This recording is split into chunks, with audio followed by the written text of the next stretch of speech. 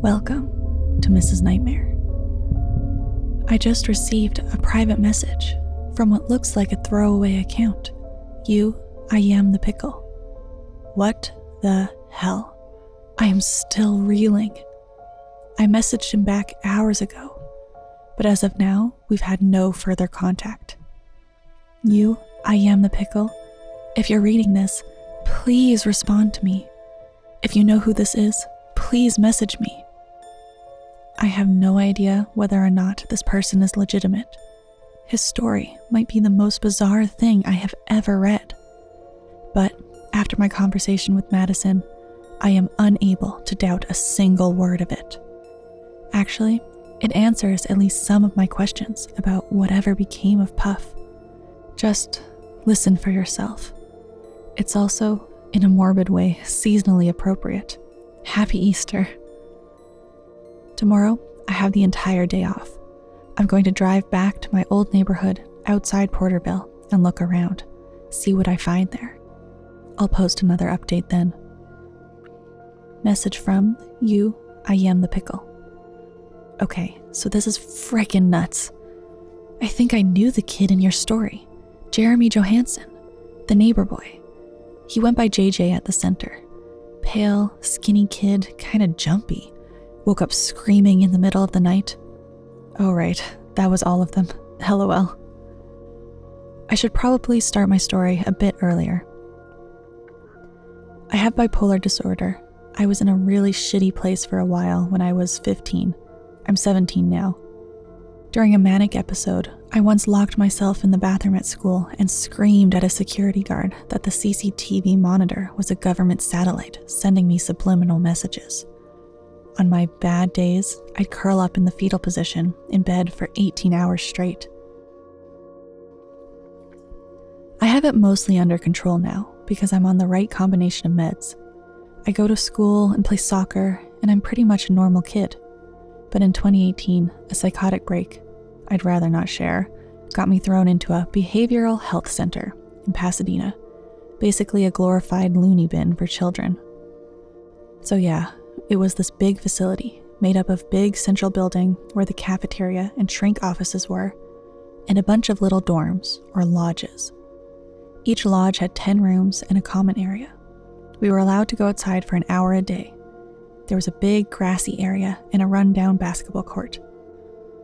But the soccer balls and basketballs were always deflated, so basically we stood around and did the same thing outside we'd been doing in the common room. Anyways, there was this kid, JJ, in my lodge. He was a quiet little guy, really young, maybe 10 or 11, really scared. Super jumpy, always looking over his shoulders. If you made any sudden noise or came up behind him too quick, he'd start hyperventilating.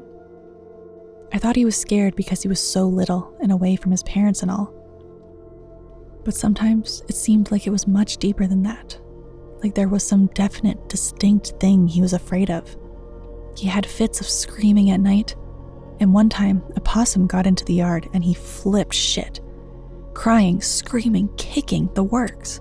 So intensely it took 3 of the big-ass attendants to hold him down. I didn't talk to him much at first. He didn't talk that much to anyone. He'd sit in the common room during the day, staring into space. He was on some antipsychotic shit, and that was what did it to him. But one night, I was having trouble sleeping, because my roommate's new meds were making him snore. So I went out into the common room to see if there was anything good on the tube. I wasn't technically allowed to, but the night nurse was cool. So I go out there, and JJ is just sitting, staring into space, like he does all day. I sit down and start talking to the guy, thinking whatever's going on inside his brain is more interesting than infomercials. He didn't say much at first, just one-word answers to questions like, "Where are you from? And what sort of music do you listen to?" So I started talking about stuff I knew we had in common. Meds, the various diagnoses I'd been given, highest level of law enforcement that responded to my temper tantrums. And after a while, it seems like he's getting into it. He's laughing, throwing in comments, and sounding like a real kid. Then I ask him why he's in for. What's his deal? He actually wasn't as weird about it as I thought he was going to be. Maybe he was kind of lonely and liked having me around for company. He said he used to live in some quiet, little suburban neighborhood. I don't remember the name, something really generic.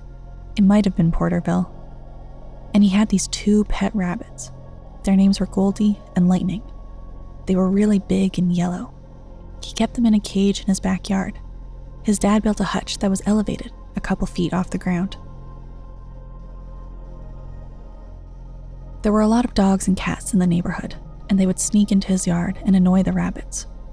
One of the dogs was little and furry and belonged to a girl he thought was his neighbor's daughter. You, maybe? This dog liked digging under the fence and pawing at the rabbits through the mesh floor of the cave, but he never hurt them. Then, one night, JJ woke up and went to the kitchen to get a glass of water. The kitchen window faced the backyard, and the back lights were on, which meant something had tripped the sensor. He looked out the window to see the furry little dog.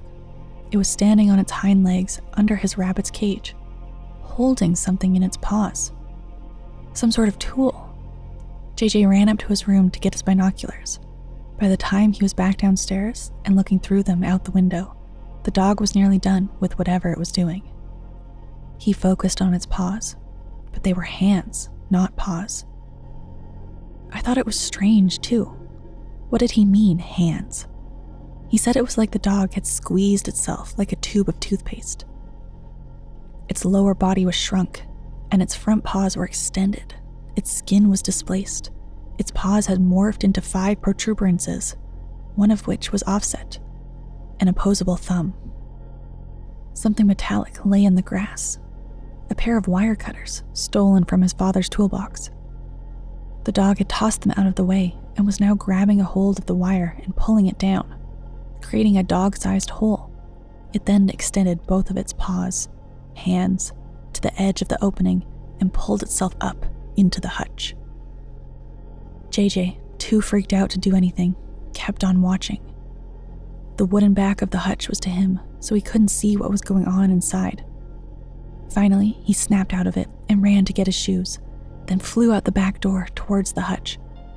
There was violent thumping from within, as though 2 animals were fighting. As soon as he got close, a rabbit dropped through the hole in the mesh and hit the ground running. Then the dog thing, whatever it was, dropped down after it and chased the rabbit through the hole under the fence by which it had entered. The dog moved fast, he said. He ran to the hutch and opened the door. There were scratches all over the wood. The food bowl and water bottle were overturned, and the other rabbit, Goldie I guess, was dead.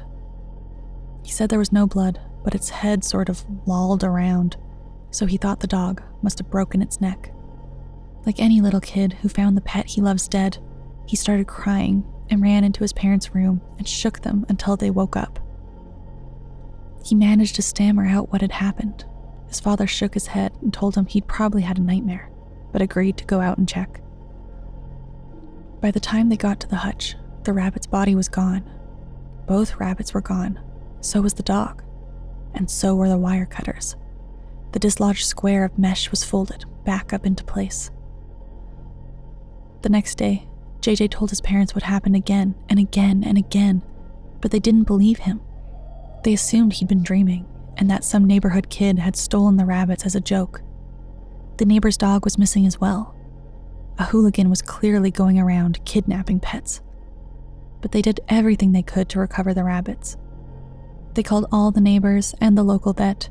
His father even took him on a walk around the block to see if they could find the missing bunnies, despite JJ's insistence that they were gone.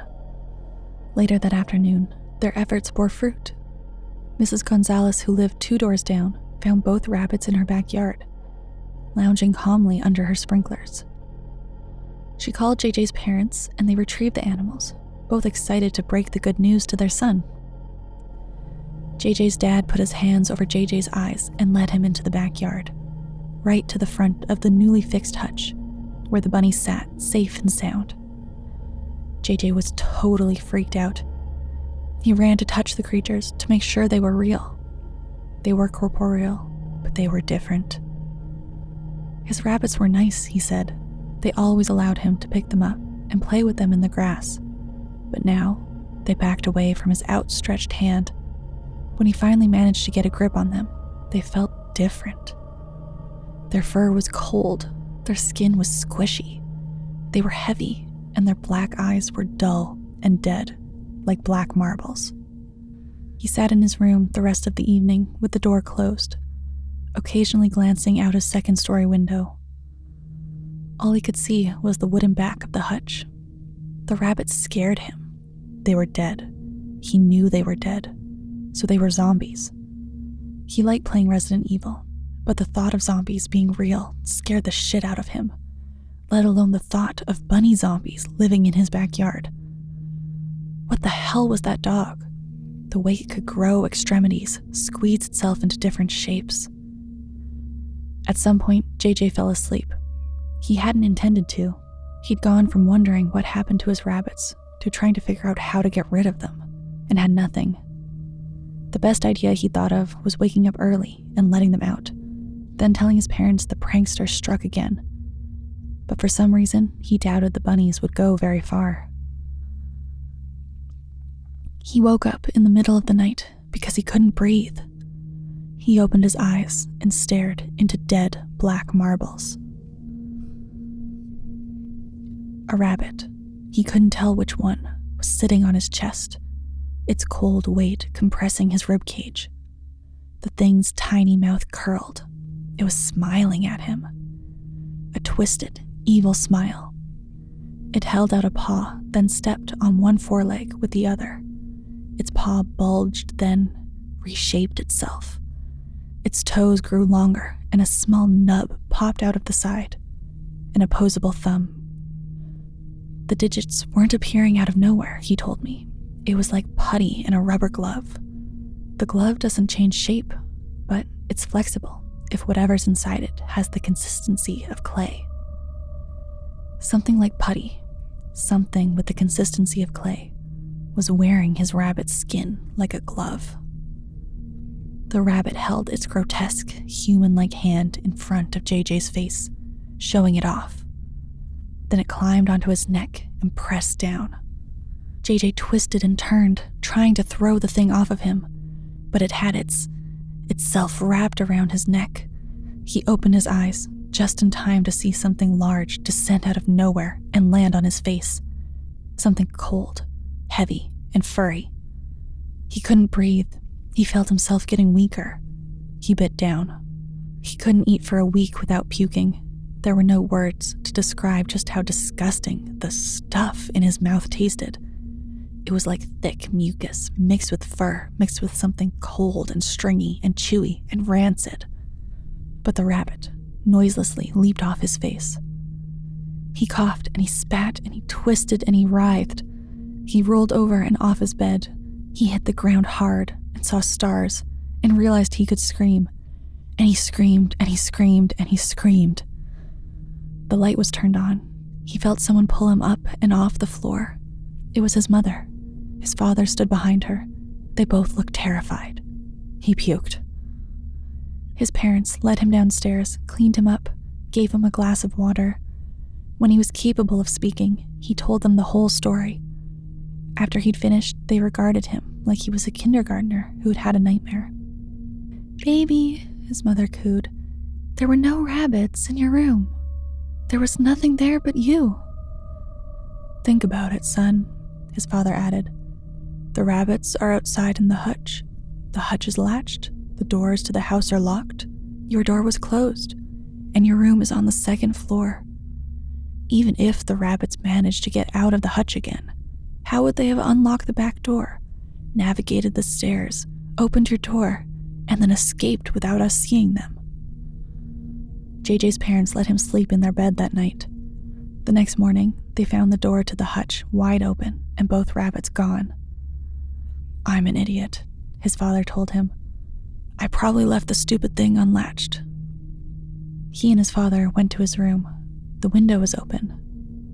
"You need to keep that closed, son," his father said. "That's why you're having nightmares.